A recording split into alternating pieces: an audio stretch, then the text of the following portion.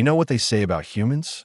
They are weak, fragile little creatures who somehow stumbled their way into space travel through sheer, dumb luck.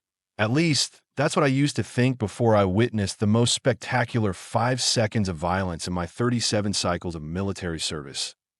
My name is Commander Rax Byler, and I have seen enough combat to know when someone's about to make a catastrophic mistake. That particular day, aboard the Galactic Defense Academy's training station, I was watching General Cadet make the biggest one of his career. The training facility buzzed with its usual chaos. Recruits from 47 different species scrambled through their exercises, trying not to embarrass themselves in front of their instructors. Most succeeded, some didn't. And then there was Cadet Jamie Torres. Now, I've been keeping an eye on this particular human for weeks. Not because she was exceptional, mind you, but because she was so aggressively ordinary that it became fascinating. Average height for a human, brown hair tied back in that practical way military types prefer, and a face that could disappear in any crowd. What made her interesting wasn't what she was, but what she wasn't. She wasn't afraid. Every other species in the academy showed proper deference to their superiors. The Vorthak would click their mandibles respectfully. The Zealands would bow their elongated necks. Even the notoriously proud Kethmori would acknowledge rank with their traditional chest thumping. But Jamie Torres? She'd look you straight in the eye, nod once, and carry on with whatever she was doing. It drove General Morkadek absolutely insane. The general was old-school Kethmori, all 8 feet of him covered in ceremonial scars and barely contained rage. His species had ruled half the galaxy before humans even figured out fire, and he never let anyone forget it. Morkadek's idea of discipline involved lots of shouting, occasional threats, and a firm belief that respect was earned through fear.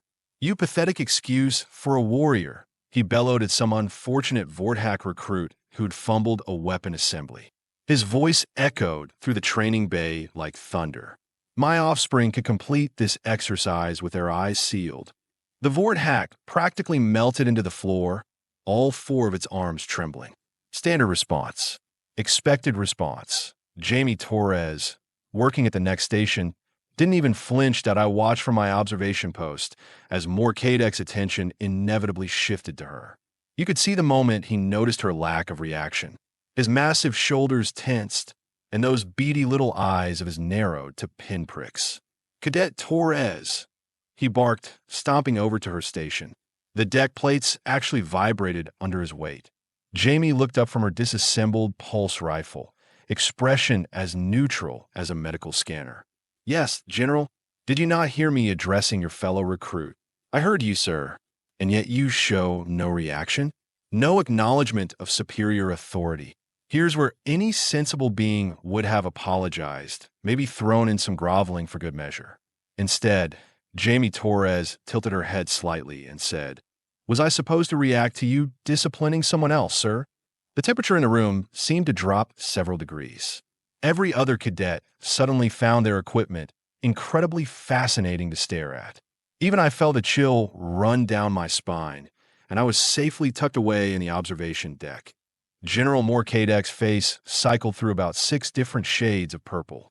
"You dare question my methods, human?" "I wasn't questioning anything, sir. I was asking for clarification." Oh, this was getting good. I leaned forward in my chair, suddenly very interested in how this would play out. Jamie's tone remained perfectly respectful, but there was something underneath it. Something that suggested she wasn't nearly as impressed by the general's theatrics as he expected her to be. Clarification. Morkadek's voice dropped to a dangerous whisper. "I will give you clarification, you insolent little creature." What happened next unfolded in slow motion, the way disasters always do when you see them coming but can't do anything to stop them. General Morkadek drew back his massive hand, fingers spread wide enough to cover half of Jamie's face. The slap was meant to be a lesson, a reminder of who held power in this relationship. I'd seen him do it before to other recruits who stepped out of line. Usually, they'd go flying across the room, maybe lose a few teeth, definitely lose some dignity. The sound echoed through the training bay like a gunshot. A wet, meaty slap that made everyone in earshot wince. But Jamie Torres didn't fly across the room. She didn't even move. Instead, she caught the general's wrist. Now, I need to explain something about Keth-Mori physiology. They are built like living siege engines. Dense bone structure, muscles like steel cables, reflexes honed by millions of years of being apex predators. General Cadet could have arm wrestled a loading mech in WONSO when this tiny human female grabbed his wrist and stopped his strike dead. The general's brain simply couldn't process what was happening. "Sir," Jamie said, her voice still perfectly calm. That wasn't very professional. The general tried to pull his hand back. It didn't move. He pulled harder, his face turning an even deeper shade of purple as he realized he couldn't break free from her grip. "Release me immediately," he snarled, his free hand moving toward his sidearm. That's when Jamie's expression changed. The polite mask slipped away, revealing something underneath that made my blood run cold. Her eyes went flat and predatory, like a hunting cat that had just spotted prey. Her grip on the general's wrist tightened, and I heard something that would haunt my dreams for cycles to come down a wet, grinding crack. General Cadet's scream of pain and shock could probably be heard 3 decks away. His knees buckled as Jamie released his wrist, which now bent at an angle that definitely wasn't natural. "Medical team to Training Base 7, Jamie called out, her voice returning to that same neutral tone as if nothing had happened. "We have an injured officer." The entire room had gone dead silent. 43 cadets from dozens of different species stood frozen, staring at the sight of the galaxy's most feared drill instructor cradling his broken wrist like a wounded animal. Jamie calmly returned to her weapon assembly, as if snapping superior officers' bones was just another item on her daily schedule that I will admit, I was impressed. Terrified, but impressed. The medical team arrived within minutes, buzzing around the general with their scanners and pain inhibitors. The lead medic, an efficient healer named Dokvin, ran his diagnostics with professional detachment. "Compound fracture of the ulnar bone," he announced. "Complete displacement of the joint socket. Extensive soft tissue damage." He looked up at Cadet with what might have been surprise. "General, what exactly did you hit?" Before the general could answer, I decided it was time to make my presence known. The observation deck had given me a perfect view of the entire incident, and something told me this was going to require some very careful damage control. "Dokvin," I called out as I entered the training bay, "take the general to the medical wing. Full treatment protocol." "Commander Raxbyler," the medic acknowledged, then paused. "Sir, injuries of this severity usually result from industrial accidents or combat situations. How did this happen during basic training?" I glanced at Jamie Torres, who was still calmly working on her rifle assembly as if the medical emergency happening 5 feet away had nothing to do with her. "Training accident," I said firmly. "Very unfortunate." Dokvin looked skeptical but nodded. "Of course, sir. We will have the general fixed up within the cycle." As a medical team helped Cadet to his feet, the general shot Jamie a look of pure hatred. "This isn't over, human," he hissed through gritted teeth. Jamie looked up from her work, met his gaze for exactly 1 second, then returned her attention to her rifle. The dismissal was so casual, so complete, that I actually felt sorry for the general. After the medical team left, the training bay remained unnaturally quiet. The other cadets kept shooting nervous glances at Jamie, as if she might suddenly decide to start breaking more bones. She seemed oblivious to the attention, focused entirely on her equipment that I walked over to her station, trying to project an air of casual authority. "Cadet Therese, Commander." She didn't look up. That was quite a display. "I'm not sure what you mean, sir." "The general's injury. Care to explain how that happened?" Now she did look up, and I found myself staring into those same flat, predatory eyes that had unnerved me from the observation deck. "Training accident, sir. Very unfortunate." She was throwing my own words back at me, and we both knew it. I had to admire the nerve, even as it made me want to check the location of the nearest exit. Cadet Torres, in my experience, training accidents usually involve equipment malfunctions or environmental hazards. They rarely result in senior officers suffering compound fractures. Perhaps the general should be more careful during training exercises, sir. The audacity was breathtaking. This human female had just crippled one of the most powerful military officers in the sector, and she was sitting there acting like nothing had happened. "Stand up, cadet." She complied, moving with the kind of fluid grace that suggested excellent physical conditioning. Standing, she came up to maybe my shoulder height, making her look even more absurdly ordinary compared to what I just witnessed. "Do you understand the seriousness of what just occurred? A superior officer was injured during training, sir. It's unfortunate, but these things happen." "These things happen?" "Cadet, in 37 cycles of military service, I have never seen a recruit disable a Kethmori general with their bare hands." For the first time, Jamie's expression shifted slightly. Not quite a smile, but something close to it. "With respect, sir, that says more about your previous recruits than it does about me." The comment hit like a physical blow. She was right, of course.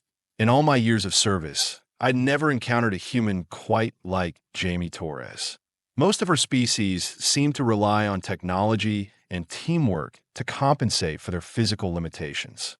This one apparently had other ideas about how to handle problems. "Tell me, cadet, where exactly did you learn to fight like that?" "I grew up in the Detroit combat zones, sir." "You learn quickly, or you don't learn at all." Detroit combat zone.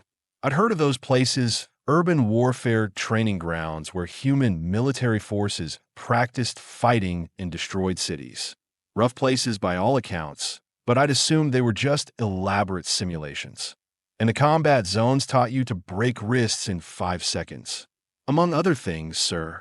I studied her face, looking for any sign of boasting or pride. There was none. She stated facts the way others might discuss the weather. "Cadet Torres, do you realize that assaulting a superior officer is grounds for immediate court-martial?" "Yes, sir. And do you have anything to say in your defense?" She considered the question for a moment, her head tilted slightly to one side. "Hear me first, sir." The simplicity of the statement was almost beautiful. No elaborate justifications or legal arguments, just a basic statement of cause and effect. "You hear me first. That's your defense." "Self-defense." "It's not a defense, sir. It's just what happened." I realized I was dealing with something completely outside my experience. Military protocols, psychological profiles, species-specific behavioral patterns, none of it applied to Jamie Torres. She operated according to rules I didn't understand. "Cadet, I'm going to ask you a direct question, and I want a direct answer." "Yes, sir." "Are you a threat to the other personnel on this station?" She thought about it for several seconds, actually weighing the question seriously. "Not unless they threaten me first, sir." "And how do you define a threat? Someone trying to hurt me or people I care about?"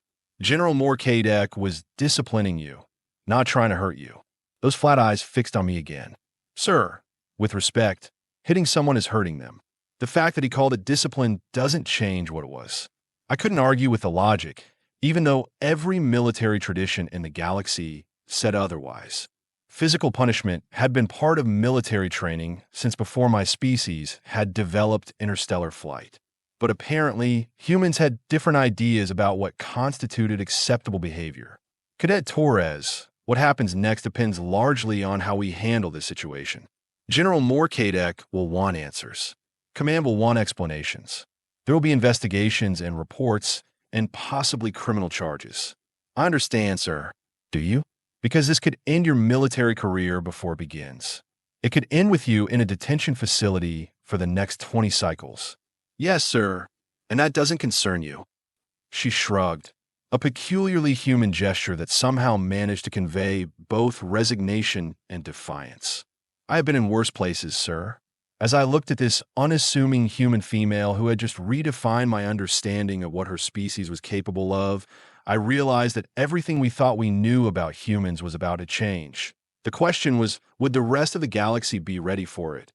3 hours later, I found myself in the most uncomfortable briefing of my career. The station's conference room had been transformed into an impromptu tribunal, complete with enough brass to outfit a small fleet. Admiral Kestorvin presided from the head of the table, her 4 eyes scanning the assembled officers with predatory intensity. On my left sat General Morkadek, his wrist encased in a regenerative cast that hummed softly with healing frequencies. The medical team had done excellent work, but his pride would take considerably longer to mend. To my right, looking perfectly composed despite facing potential court-martial, sat Cadet Jamie Torres. Let me make sure I understand this correctly. Admiral Kestorvin began, her voice carrying the kind of authority that made junior officers wet themselves. A human cadet, weighing perhaps 60 kilograms, managed to inflict severe injury upon a Keth Mori general who outweighs her by a factor of 3? That's correct, Admiral, I replied, trying to keep my tone neutral. And this occurred during what was described as a routine disciplinary action. General Morkadek shifted uncomfortably. The cadet showed insubordination. Physical correction was warranted under military protocol. Physical correction, the Admiral repeated, her tone suggesting she found the phrase distasteful. General, in your expert opinion, how many humans have you encountered who could overpower a member of your species? None, Admiral. It's physiologically impossible. All eyes turned to Jamie Torres, who sat with her hands folded neatly in her lap. She hadn't spoken since entering the room, but her presence seemed to fill the space anyway. Cadet Torres, the Admiral addressed her directly. Do you have anything to say regarding these allegations? Which allegations specifically, Admiral, that you assaulted a superior officer? Jamie considered this for a moment, her expression thoughtful. I defended myself against an unprovoked attack, Admiral. The fact that my attacker happened to hold superior rank doesn't change the nature of his actions. The silence that followed was so thick you could have cut it with a plasma torch. Nobody, and I mean nobody, spoke to flag officers that way. Especially not cadets facing disciplinary action. Admiral Kestorvin's expression remained unreadable. Cadet, are you familiar with military hierarchy? Yes, Admiral. Then you understand that superior officers have the authority to discipline subordinates as they see fit. Within reasonable parameters, yes, Admiral. And who determines what constitutes reasonable parameters? Well, Jamie said, leaning back slightly in her chair, I'd say the person being hit gets some input on that decision. If the previous silence was thick, this one was practically solid. I could hear the air recycling systems humming in the walls. General Morkadek's face had gone through several interesting color changes, settling on a particularly unattractive shade of puce. Cadet Torres, the Admiral continued, her voice dangerously quiet. Do you believe you are above military authority? No, admitted. But I don't believe military authority extends to assault and battery. We call assault and battery. We call discipline. We call discipline, I call assault and battery. I had to admire the symmetry of her response, even as I wondered if she had some kind of death wish. This human was either incredibly brave or spectacularly stupid, and I couldn't decide which. Admiral Kestorvin turned her attention to me. Commander Raxbyler, you witnessed this incident. In your professional opinion, was the general's action justified? This was it. The moment where I could either support traditional military hierarchy or acknowledge what I'd actually seen. Both choices came with consequences I didn't want to contemplate. Admiral, in my 37 cycles of service, I have observed thousands of disciplinary actions. What I witnessed today was different. Different how? The general's action wasn't corrective. It was retaliatory. Morkadek's good hand slammed onto the table. You dare question my judgment, Commander? I'm stating facts, General. The cadet showed no disrespect beyond asking for clarification. Your response was disproportionate. She questioned my authority.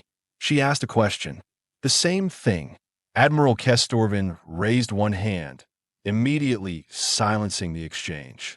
Gentlemen, please. Commander, continue your assessment. I took a deep breath, knowing I was about to end several careers, possibly including my own.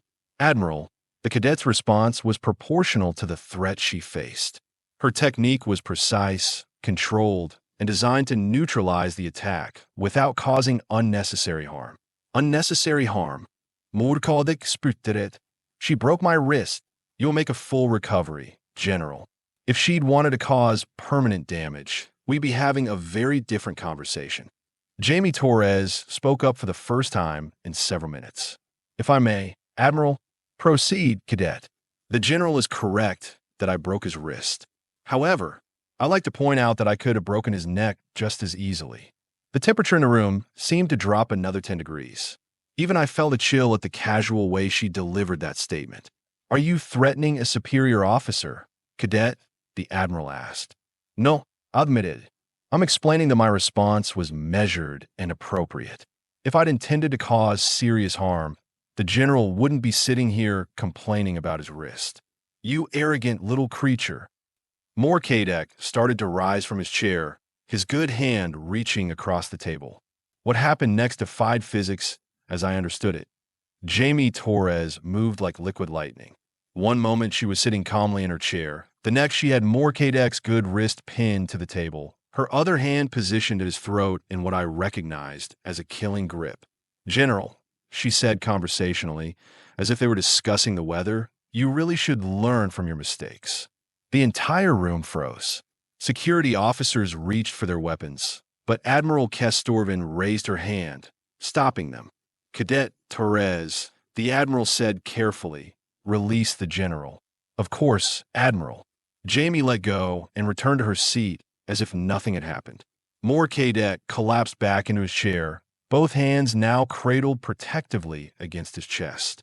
How? Admiral Kestorvin asked, her four eyes wide with something approaching awe. How is this possible? Jamie shrugged, that peculiar human gesture again. Humans are pretty good at violence, Admiral. We have had lots of practice. But the physiological data, the strength comparisons, according to every scientific study, humans are among the weakest species in the galaxy. Those studies measured average humans. Admiral, I'm not average. What are you then? For the first time since I'd met her, Jamie Torres smiled. It wasn't a pleasant expression. I'm what happens when you take a human child, drop them into the worst combat zone on Earth, and let them figure out how to survive. I'm what you get when evolution meets desperation. She leaned forward slightly, her voice taking on an almost educational tone. See, Admiral, most species in the galaxy evolved to fill specific ecological niches.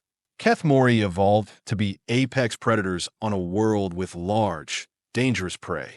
Zealands evolved for speed and agility in open terrain. Vorthak evolved for precise manipulation and tool use. And humans? Humans evolved to be the scariest thing on a planet full of scary things. We're not the strongest, or the fastest, or the most specialized, but we're the most adaptable, the most persistent, and when we absolutely have to be, the most ruthless. Admiral Kestorvin sat back at her chair, processing this information. Are you saying that all humans possess these capabilities? I'm saying that any human can develop these capabilities given the right motivation.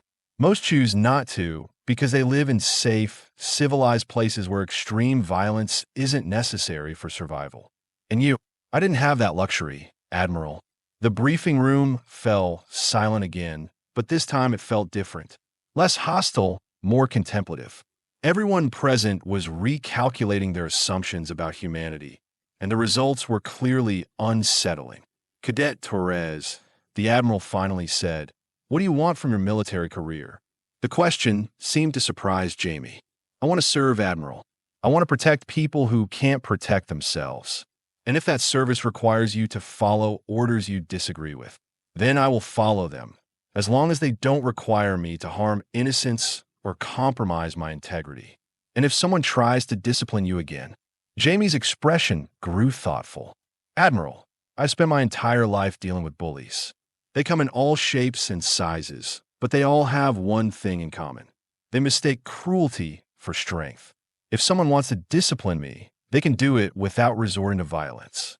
If they choose violence instead, they will get violence in return. Admiral Kestorvin turned to General Cadet. General, what's your assessment of this situation? Cadet glared at Jamie with undisguised hatred. The human is dangerous and insubordinate. She should be expelled immediately. In your recommendation, Commander Raxpiler. I looked at Jamie Torres, this unassuming human who had just revolutionized my understanding of her species. Admiral, I recommend we promote her. Promote her? More Cadet's voice cracked with outrage. She assaulted me. She defended herself against an unprovoked attack. I corrected.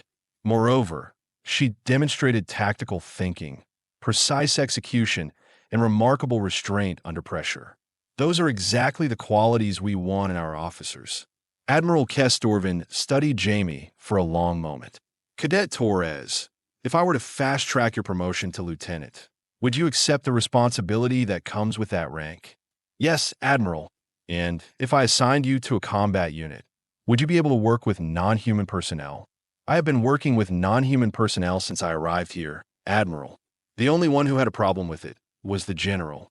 Indeed, the Admiral's expression shifted to something that might have been amusement. General Morkadek, you are hereby relieved of training duties pending a review of your disciplinary methods. Commander Raxbyler, you will oversee Lieutenant Torres' integration into active service. Wait. Morkadek struggled to his feet. You can't promote her. She's dangerous. General, Admiral Kestorvin said with quiet authority, she's exactly as dangerous as we need her to be. As the briefing dispersed, I found myself walking alongside newly minted Lieutenant Torres toward the officers' quarters. Lieutenant, I said, still getting used to the title. May I ask you something? Of course, Commander. How many others are there? Other humans like you. Ones who grew up in combat zones, who learned to fight the way you did. Jamie considered the question seriously. Earth has dozens of combat zones, Commander. Millions of people live in them. Most develop some level of combat skill just to survive. The implications hit me like a meteor strike. Millions of humans with combat training. Millions of potential Jamie Torres scattered across dozens of worlds. Commander, Jamie continued, may I ask you something? Certainly. Why did you support me in there? You could have sided with the general, maintained the status quo. I thought about it for a moment. Because, Lieutenant, I have spent my career studying military tactics and strategy. What you did in that training bay wasn't just self-defense. It was a demonstration of combat doctrine I have never encountered before. Which doctrine is that? Overwhelming response to perceived threats. You didn't just defend yourself. You completely neutralized the threat and established dominance over the situation. It was brilliant. Jamie stopped walking and turned to face me. Commander, that wasn't military doctrine. That was Tuesday afternoon in Detroit. As I watched her walk away toward her new quarters, I realized that the galaxy had just gotten a lot more interesting and a lot more dangerous. Because if Jamie Torres was what passed for ordinary in human combat zones, what would their actual soldiers be like? I had a feeling we were about to find out.